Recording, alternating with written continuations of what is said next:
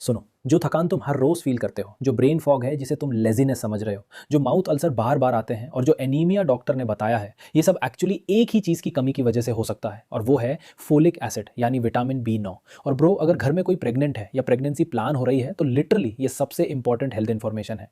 Basically folic acid एक synthetic form है folate का, जिसे तुम्हारा बॉडी खुद नहीं बना सकता, इसलिए इसे हर रोज खाने या सप्लीमेंट से लेना मैंडेटरी है। ये डीएनए रिपेयर करता है, हेल्दी आरबीसीज बनाता है, ब्रेन और नर्व फंक्शन को सपोर्ट करता है और बॉडी की लिटरली हर सिंगल सेल को सही तरह काम करने में हेल्प करता है। और ये फैट सॉल्युबल विटामिन की तरह बॉडी में स्टोर नहीं होता, इसलिए डेली लेना जरूरी है। एक बार में डबल डोज लेने से कुछ नहीं होगा, कंसिस्टेंसी ही गेम है। अब डेफिशिएंसी के सिम्टम्स की बात करें तो ये सब इतना स्लो आता है कि तुम नोटिस भी नहीं करते। एक्सट्रीम फटीग जो 8 घंटे सोने के बाद भी नहीं जाती और तुम लिटरली ड्रेन्ड फील करते हो। ब्रेन फॉग जिसमें मेमोरी और कॉन्सेंट्रेशन दोनों सफर करती हैं और तुम खुद को काम में यूजलेस फील करते हो। रिकरिंग माउथ अल्सर्स जो बार बार आते हैं और तुम इन्हें गर्मी पर ब्लेम करते रहते हो। और अगर लंबे टाइम तक ये कमी रहे तो मेगालोब्लास्टिक अनीमिया हो जाता है, जिसमें आरबीसीज बड़ी और पुअरली फंक्शनिंग हो जाती है, ऑक्सीजन कैरी नहीं हो पाती और तुम लिटरली ब्रेथलेस और डिजी फील करते हो। हाईएस्ट रिस्क पर है pregnant women, teenagers, heavy drinkers और एपिलेप्सी या डायबिटीज की मेडिसिन लेने वाले लोग। अब फूड सोर्सेज की बात करें तो ये सब तुम्हारे घर की रसोई में ऑलरेडी है।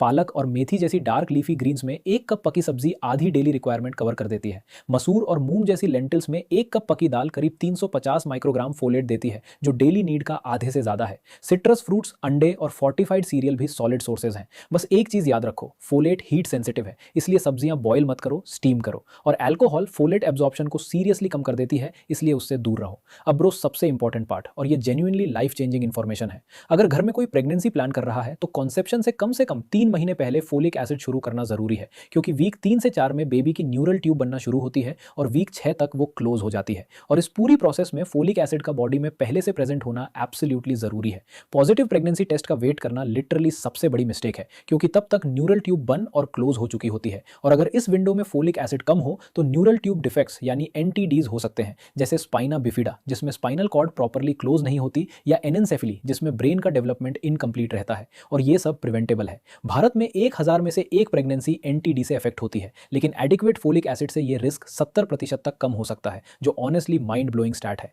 इसलिए ज्यादातर हेल्दी वुमेन के लिए 400 से 800 माइक्रोग्राम डेली लो और पहली ट्राइमेस्टर यानी 12 वीक्स तक कंटिन्यू करो। हाई रिस्क केसेस जैसे पहले एनटीडी प्रेगनेंसी हो चुकी हो, डायबिटीज हो या एपिलेप्सी मेडिसिन चल रही हो, उनके लिए 5 मिलीग्राम प्रतिदिन की जरूरत हो सकती है, पर पहले डॉक्टर से कंसल्ट करना मैंडेटरी है। और लास्ट बट नॉट लीस्ट, ये सिर्फ विमेन का टॉपिक नहीं है, क्योंकि पुरुषों में फोलेट का level directly sperm DNA quality को अफेक्ट करता है, इसलिए बोथ पार्टनर्स को फोलेट रिच डाइट और सप्लीमेंट लेनी चाहिए। सो बेसिकली एक 400 माइक्रोग्राम की टैबलेट, थोड़ी पालक और 1 ग्लास ऑरेंज जूस रोज। That's it, that's the whole hack. अब करो शुरू।